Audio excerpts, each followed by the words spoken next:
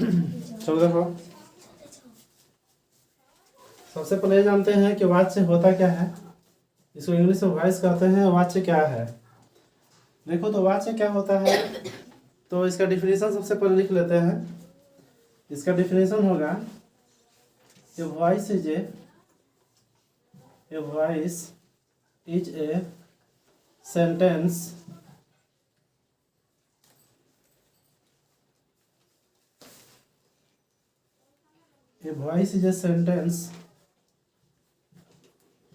spoken in the form of human vocal sound in which a subject or an object is all in all। ठीक है, अर्थात समझ लो, कहने का मतलब है कि voice is a sentence spoken, यानी कह रहा है कि वाच्य क्या है, मानव ध्वनि के रूप में बोला हुआ एक वाक्य होता है। ठीक है, वोकल साउंड है किसके द्वारा? मानव ध्वनि के रूप में बोला हुआ एक वाक्य है। कह रहा इन विच, जिसमें किसकी प्रधानता होती है, या तो कर्ता की प्रधानता होगी या कर्म की प्रधानता होगी। ठीक है, लिख सकते हैं अर्थात वाच्य मानव ध्वनि के रूप में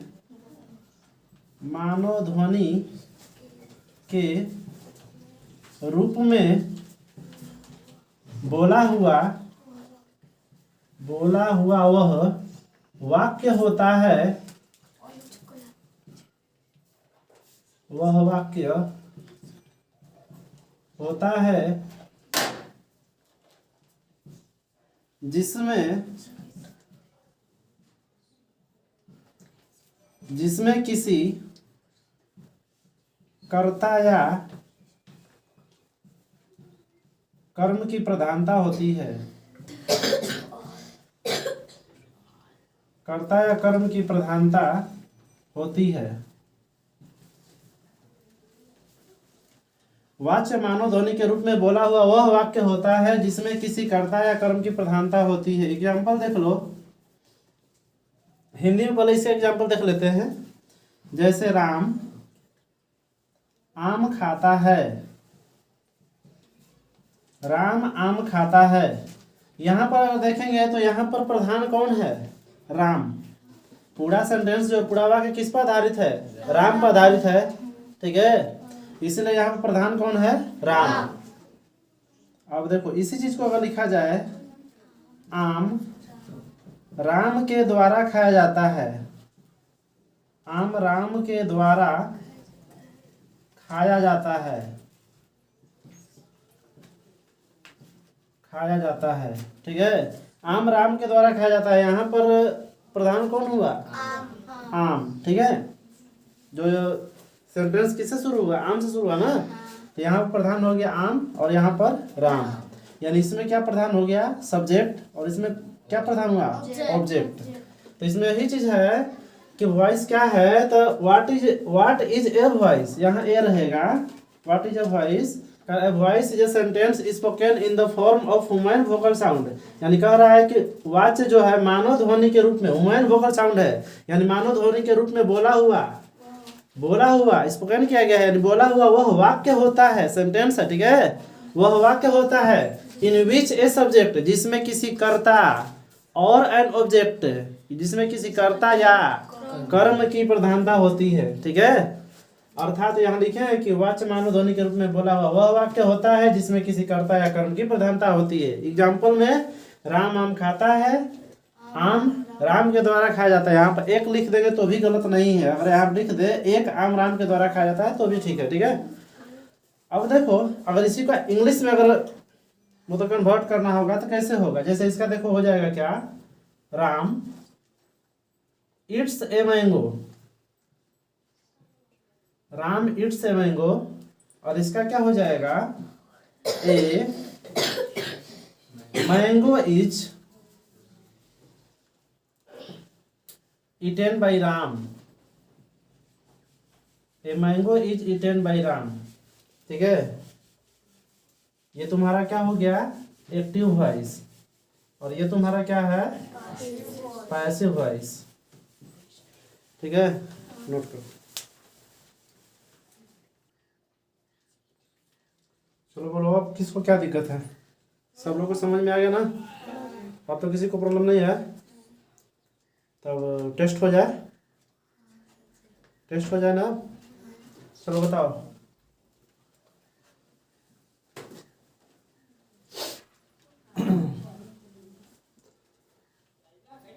सोहन सेब खाता है,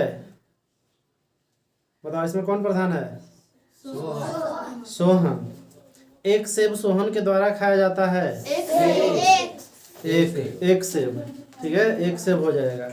जैसे मान लो वह किताब पढ़ता है, इसे प्रधान क्या है, वह, और किताब उसके द्वारा पढ़ा जाता है, किताब। सबको समझ में आ गया? किसी को प्रॉब्लम नहीं है? अब देखो,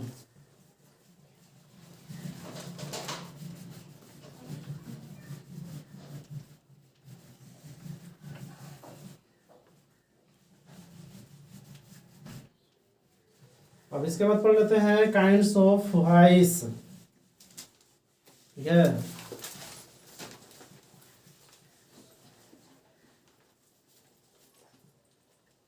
काइंड्स ऑफ वॉइस यानी वाच्य के प्रकार। देखो तो क्या लिखेंगे, there are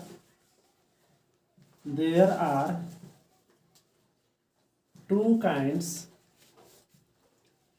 there are two kinds of voice।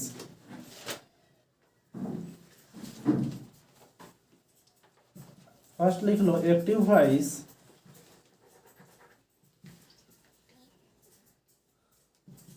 Second हो जाएगा तुम्हारा पैसिव वॉइस।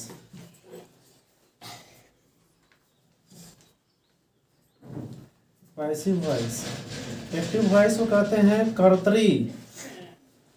कर्तृवाच्य, हिंदी में इसको बोलते हैं कर्तृवाच्य, और इसको बोला जाता है कर्मवाच्य। ठीक है, देखो यानी वॉइस कितने प्रकार का हुआ, दो प्रकार का, एक्टिव वॉइस और पैसिव वॉइस। एक्टिव वॉइस को हिंदी में क्या बोलते हैं, कर्तृवाच्य, और पैसिव वॉइस को बोलते हैं कर्मवाच्य। देखो फर्स्ट देखो क्या है active voice. Active voice, active voice का डिफिनेशन क्या हो जाएगा, an active voice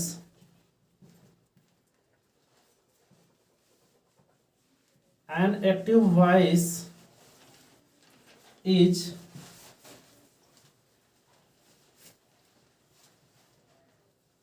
one is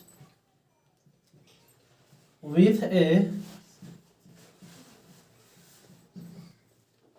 a subject is all in all।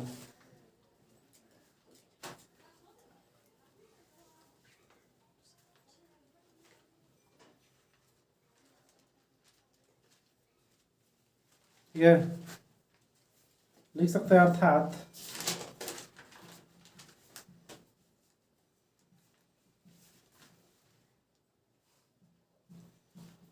कर्मवाच्य वह वाक्य होता है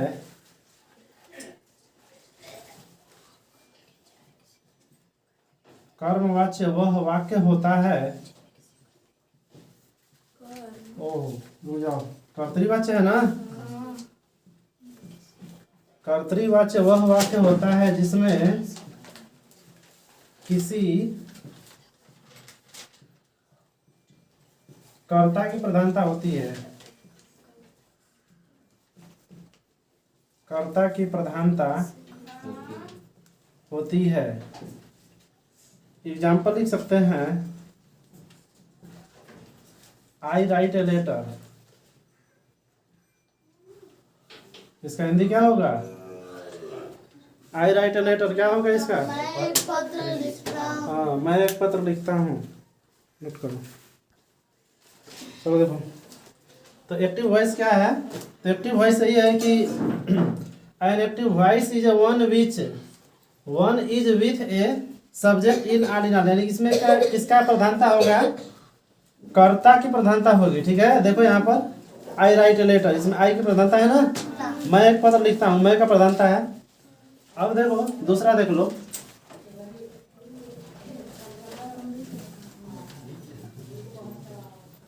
सेकेंड वाला क्या होता है? Passive voice. पैसिव वॉइस का लिख लेते हैं definition.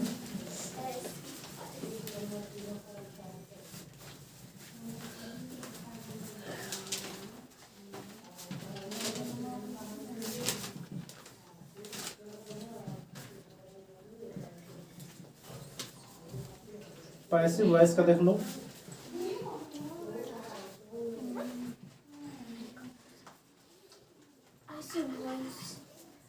a passive voice is a one is with an object is all in all। ठीक है, लिख सकते हैं अर्थात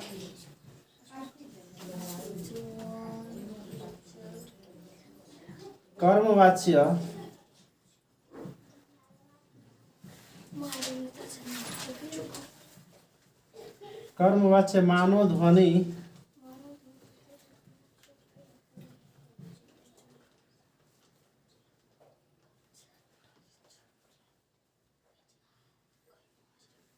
ऐसे भी डायरेक्ट लिख सकते हैं।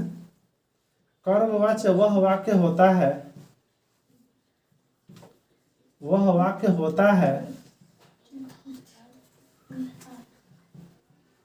जिसमें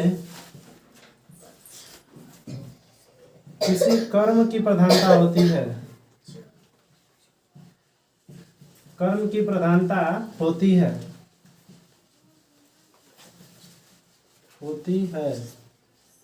देखो जैसे में तुम्हारा हो जाएगा, ए लेटर इज